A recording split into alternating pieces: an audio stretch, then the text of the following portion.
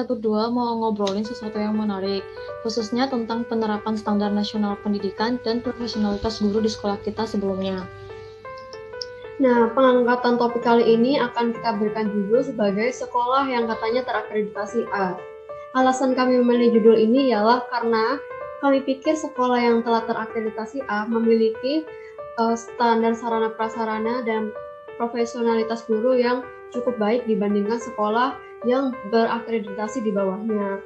Tapi dalam prakteknya ternyata sebaliknya atau sama saja dengan sekolah-sekolah yang masih terakreditasi B atau C. Oleh sebab itu, kita bakal sharing tentang kasus ini khususnya profesionalitas guru dan sarana prasarana. Untuk sharing kali ini bakal dimulai dari teman saya yang bakal bahas profesionalitas guru di sekolahnya. Silahkan. Oke, nah di sini saya akan mencoba sharing tentang pengalaman saya terkait profesionalitas guru di sekolah saya. Nah, dulu tuh di sekolah saya ini kan sekolah kejuruan, di mana sekolah saya ini berfokus dalam menciptakan generasi yang berpengetahuan luas, berakhlak, dan memiliki keahlian sesuai dengan jurusannya. Akan tetapi di sekolah saya ini, tenaga pendidikan yang ada di SMK saya itu sebagian besar tidak memiliki kompetensi yang sesuai atau tingkat kesadaran profesional guru itu sangat kurang. Nah, ketika saya itu menjadi salah satu siswa yang diterima di sekolah saya dulu itu, pengamatan saya itu awalnya sekolah saya ini, khususnya yang untuk guru-gurunya itu, mereka itu saya nilai itu sebagai guru-guru yang berprofesional. Bahkan ketika mereka mengajar pun mereka tuh sangat tekun, terus mereka bertanggung jawab. Intinya mereka jarang-jarang lah mengabaikan tugas mereka. Nah, terus pas awal semester itu juga guru-guru saya ini mayoritasnya tuh lebih banyak dari PNS. Terus sebagian juga ada yang dari guru yang GTT, ada juga yang GKD. Akan tetapi ketika saya udah naik kelas 11, di situ ada sesuatu hal yang menurut saya kayak terjadi penyimpangan gitu. Karena kenapa? Karena di situ kan ada program program perekrutan di mana sekolah saya itu merekrut alumni dari SMK saya yang udah lulus wisuda sarjana S1. Nah, mereka tuh direkrut jadi calon guru di sekolah saya. Nah, kelemahannya di sini tuh guru-guru yang direkrut itu rata-rata gurunya itu GTT sama GKD. Nah, yang menjadi permasalahannya di sini, ketika mereka mengajar di sekolah saya, rata-rata mereka itu mengajar tidak sesuai dengan basicnya, sehingga hal ini menjadi permasalahan yang merujuk pada rendahnya profesional guru di sekolah saya. Terus yang makin parahnya lagi, mereka-mereka ini yang udah diterima, mereka tuh punya kebiasaan yang tidak sewajarnya mereka lakukan sebagai seorang guru, di mana mereka tuh rata-rata tidak sering menitipkan catatan kepada siswa. Ya pasti nanti sasarannya sekretaris di kelas, pasti disuruh mencatat atau mendiktekan catatan. Terus nggak ada tindak lanjut dari guru, di mana mereka nggak mau menjelaskan apa yang udah dicatat oleh siswa. Mereka tuh lebih banyak menghabiskan waktu mereka itu di ruang kantor. Bahkan ya kalau mereka ke kelas, itu mereka tuh bukan menjelaskan, malah mereka lebih banyak menceritakan hal-hal yang tidak berhubungan dengan pembelajaran. Selain itu juga permasalahan yang terjadi ini juga terkait sama guru-guru yang udah diterima tadi itu, mereka juga lebih banyak tidak disiplin. Karena kenapa? Karena mereka tuh kadang jarang masuk ke sekolah, jarang mengajar, terus suka datang terlambat. Terus ya, ada satu hal yang menurut saya itu paling lucu. Ketika ada salah satu guru saya, dia itu emang alumni dari SMK saya, udah lulus S1. Ketika dia mengajar, dia itu memang kelihatan banget tidak menguasai materi, karena pas teman saya memberikan pertanyaan ke dia tuh langsung spontan menjawab kalau dia tuh nggak bisa menjawab karena itu bukan basic dia katanya. Itu mata pelajaran yang diasuhnya itu bukan jurusan dia pas kuliah. Ya jadi kami yang dari situ tuh kayak tertawa gitu kan, ini apa sih kok guru kayak gini. Nah, terus banyak juga di antara guru-guru itu, mereka tuh buat mencari aman, kebanyakan pertanyaan yang diberikan oleh siswa, biar mereka nggak malu, mereka tuh melempar balik pertanyaan itu ke siswa lain untuk dijawab. Nah, terus selain ketidakdisiplinan, di antara mereka juga ada kebiasaan di mana mereka itu suka pilih kasih. Misalnya dalam penilaian, mereka tuh lebih banyak mengistimewakan siswa-siswa yang dekat sama mereka, apalagi kalau ada hubungan family. Tentunya kan hal itu kan nggak adil kan, nggak wajar dan nggak profesional kalau guru melakukan hal itu.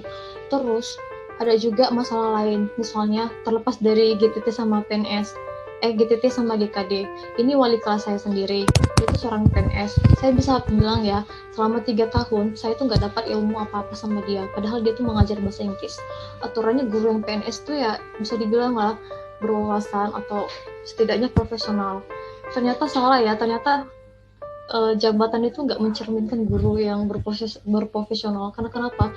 Tiap kali dia masuk di dalam kelas, memang sih saya akui guru saya itu orangnya disiplin waktu, suka datang ke kelas.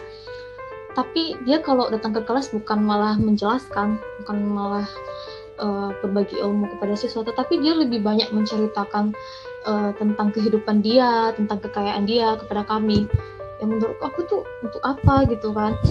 Nah, terus dibalik itu juga semua, di sekolah-sekolah saya puji Tuhan ada juga sebagian guru yang bisa dibilang profesional, karena rata-rata guru saya yang yang profesional ini tuh menjadi guru favorit di sekolah saya.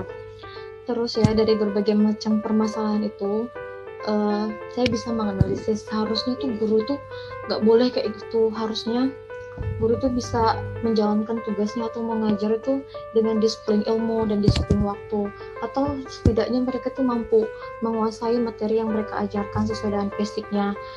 Karena kenapa?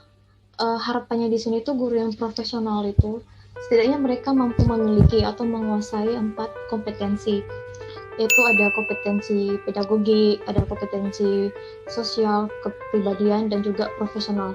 Dimana terkait 4 itu tuh merupakan hal yang sangat penting untuk menunjang bagaimana sih profesionalitas guru itu di sekolah. Misalnya kan kalau untuk pedagogi kan, itu guru itu harusnya dia tuh mampu memahami, mengelola, dan mengatur pembelajaran atau proses pembelajaran yang dilakukan di kelas. Terus kalau terkait sosial, itu bagaimana guru bisa menjalin relasi kepada siswa, bagaimana guru bisa friendly kepada siswa, biar nanti ketika dia mengajar itu guru tuh siswa itu nggak cenderung takut gitu loh, kayak dikengkeng gitu. Bagaimana sih guru bisa memperlihatkan diri kepada siswa. Terus ini juga tidak tertutup kemungkinan baiknya guru tuh harus bisa memperkuat relasinya kepada orang tua. Terus kalau untuk yang kepribadian, harusnya itu guru itu nggak boleh lah melakukan permasalahan-permasalahan yang kayak tadi. Ada guru yang tidak disiplin, ada guru yang tidak bertanggung jawab. Nah di sini tuh guru tuh baiknya harus disiplin. Disiplin di sini kan bisa disiplin waktu. Harusnya guru tuh harus tepat waktu datang ke sekolah atau mengajar. Terus mereka juga harus jujur dalam menjalankan tugas, misalnya dalam melakukan penilaian yang adil lah. Kalau semisal siswa dapat ini yang dikasih itu jangan ditambah dan jangan dikurangin juga. Terus terkait keadilan, atau guru itu juga harus adil, jangan sampai terulang lagi kayak masalah tadi, ada guru yang masih pilih-pilih kasih, yang lebih mengistimewakan siswa yang dia kenal. Jadi ya guru profesional itu harus bisa memperlakukan siswa itu secara rata, tidak dia guru tidak boleh melakukan tindakan yang diskriminasi gitu.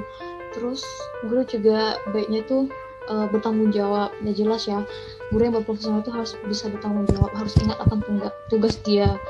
Terus terkait profesional, nah di sini kompetensi profesional itu sebaiknya tuh guru harus bisa dia harus memiliki pengetahuan luas terkait materi yang diajarkan. Karena kalau dia bisa memahami materi yang diajarkan, otomatis nanti kegiatan pembelajaran itu bisa berjalan dengan efektif dan efisien. Terus guru juga yang profesional ini baiknya itu harus memiliki keterampilan, atau setidaknya dia bisa mengkolaborasikan setiap metode pembelajaran yang dia gunakan di dalam kelas, agar kegiatan pembelajaran itu tidak cenderung monoton. Jadi menurut aku harusnya guru itu harus melakukan atau memiliki 4 kompetensi dasar itu. Karena kenapa? Guru itu kan sebagai contoh ya, sebagai teladan. Bagaimana mungkin guru dikatakan teladan kalau semisal kebiasaannya itu nggak baik gitu, ada yang nggak disiplin, ada yang nggak jujur, ada yang ada yang mengabaikan. Ya walaupun ya pihak-pihak guru yang suka melakukan hal itu, kadang mereka menganggap itu mah sepele, tapi mereka nggak tahu itu berdampak banget sama kualitas belajar siswa. Jadi itu sih untuk aku. Ternyata kasus-kasus seperti ini masih sering kita temuin ya. Bahkan mungkin seluruh peserta didik di Indonesia sekarang ini pasti pernah mengalami kasus ini. Kalau kamu sebagai mahasiswa sekarang, gimana sih pendapatmu atau gimana sih solusi yang ingin kamu berikan kepada satuan pendidikan atau instansi pendidikan terkait permasalahan ini? Nah, kalau menurut aku, ini kan nggak terlepas dari peran sentral kepala sekolah kan. Di mana-mana kan kepala sekolah ada. Dan di sini kepala sekolah harus sadar gitu kan, harus ada tindak lanjut. Dia tuh harus bisa melakukan revolusi terhadap sistem pendidikan di sekolahnya. Misalnya saja, nggak masalah sih kalau misal kepala sekolah itu bisa melibatkan siswa dalam melakukan penilaian terhadap kinerja guru di sekolah. Karena kenapa? Karena kan yang lebih tahu kebiasaan guru itu kan lebih banyak siswa. Karena aktivitas guru itu pasti diketahui siswa itu. Apalagi kan guru-guru kan banyak mengajarkan di sekolah. Tugasnya itu mengajar, mendidik. Jadi ya nggak masalah sih menurutku. Misalnya saja kan bisa dilakukan evaluasi tiap akhir semester. Itu menurut aku bisa dilakukan pihak-pihak sekolah untuk mengetahui bagaimana sih kinerja guru itu dalam melakukan pekerjaannya. Bisa juga dilakukan kayak pemberian kotak-kotak suara gitu. Nah, terus ada juga solusinya, misalnya kan tadi permasalahannya kan tentang kayak perekrutan. Jadi menurut saya terjadinya permasalahan itu karena kepala sekolah itu cuma asal merekrut tanpa melakukan tes terlebih dahulu. Jadi solusi di sini baiknya kepala sekolah ketika dia melakukan perekrutan itu sebelumnya dia melakukan audit terhadap latar belakang guru ataupun wawasan dari guru itu, biar nanti nggak terjadilah masalah-masalah kayak gini. Setidaknya dalam merekrut itu dia melakukan tes gitu sebelum diterima. Selain itu solusi yang lain, ketika ada guru-guru yang sudah diterima dari jalur perekrutan, baiknya kepala sekolah atau pihak-pihak sekolah itu mengupayakan guru-guru itu ditempatkan pada posisi yang sesuai pada kompetensinya, biar guru-guru kalau mengajar itu ya setidaknya bisa bertanggung jawab lah, bisa menguasai materi-materi yang diajarkan gitu. Gitu. Aku mau menyambung dari diskusi tentang profesionalitas. Sekarang aku langsung lanjut ke sarana prasarana di sekolahku. Nah, iya. Sama seperti ekspektasimu tentang sekolahmu yang kayak pasti sekolah ini baik dan bagus untuk kegiatan proses pembelajaran. Sekolahku ini salah satu sekolah favorit dan sekolah percontohan di Jawa Timur, khususnya di Pulau Madura.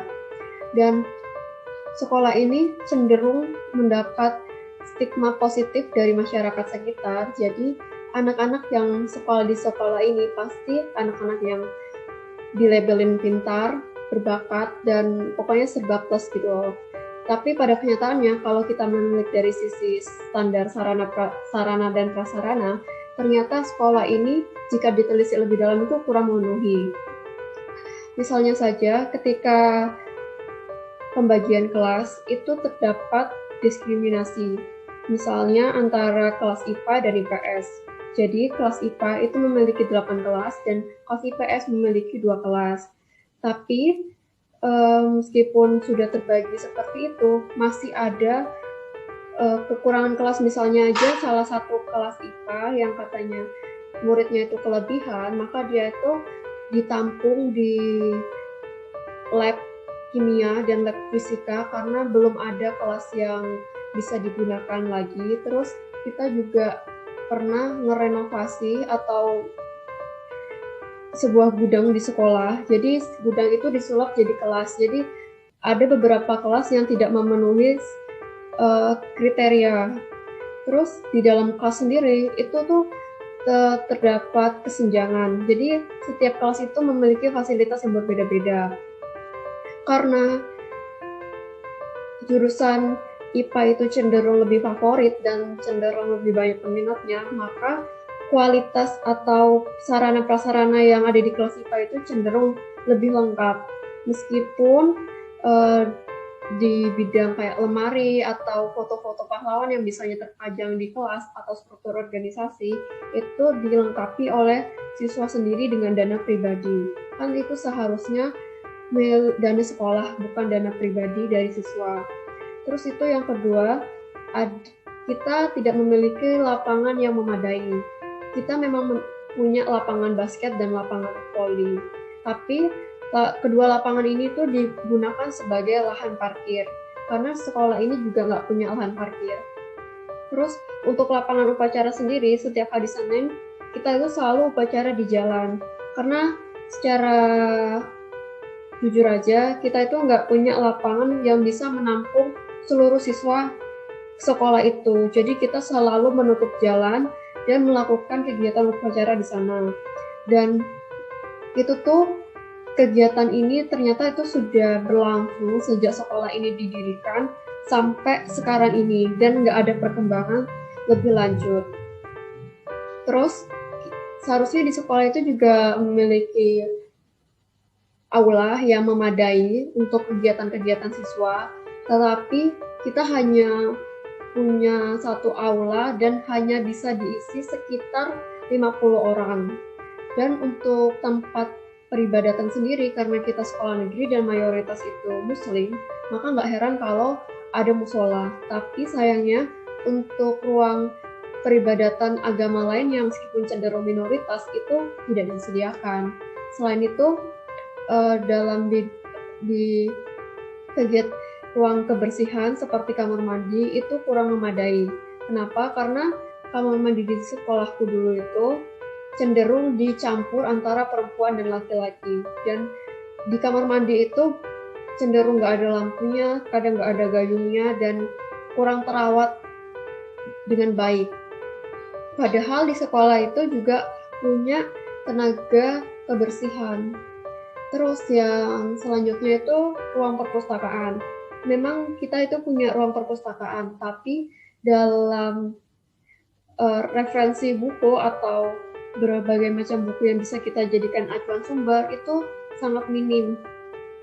Jadi kita itu cuma punya satu patokan buku, padahal di era sekarang ini satu buku itu nggak mencukupi buat satu mata pelajaran. Satu mata pelajaran itu bisa digali dari berbagai macam buku, dan buat memperkaya pengetahuan dari mata pelajaran itu kan, seharusnya itu juga diperhatikan sama sekolah, karena berdasarkan aturan wajib yang dikeluarkan oleh Kemendikbud sendiri, satuan pendidikan itu wajib memiliki sarana prasarana yang meliputi perabotan kan, peralatan pendidikan, media pendidikan, buku dan sumber belajar atau bahan-bahan habis pakai seperti spidol, menghapus, dan sebagainya. Tapi sekolah ini cenderung memiliki kekurangan yang sangat besar dalam hal ini. Selain itu, dalam standar sarana prasarana lainnya yang meliputi lahan, ruang kelas, ruang pimpinan atau guru, ruang tata usaha, perpustakaan, itu memang dipenuhi. Tapi untuk tempat peribadatan, tempat olahraga, tempat bermain dan berekreasi untuk siswa beristirahat itu nggak ada, karena sepertinya memiliki keterbatasan lahan. Terus selain itu di sekolah saya itu sepertinya ada sedikit kecurangan atau bagaimana, karena selama ini tuh kita selalu diawasin kan sama Kementerian Pengawasan itu dari Dinas Pendidikan, tapi kita tuh kayak dari guru-guru yang saya lihat itu misalnya aja untuk melengkapi data-data, itu data-data itu kebanyakan tuh dimanipulasinya tuh bagaimana. Jadi kalau si pengawas itu meminta kelengkapan jumlah buku, kelengkapan peralatan di kelas, itu kita anggap semuanya lengkap, padahal itu enggak. Terus misalnya aja pernah satu peristiwa di mana pengawas itu datang ke sekolah, ingin meninjau sarana prasarana di kelas dan sekolah secara keseluruhan, tapi siswa itu diminta untuk tidak membawa motor, ataupun kalau yang membawa motor diminta untuk memindahkan sepeda motor itu ke lapangan GOR yang kebetulan itu berada di seberang jalan sekolah kita. Dan untuk kelas-kelas itu tiba-tiba kita diminta untuk melengkapi apa yang kurang, misalnya kayak rak.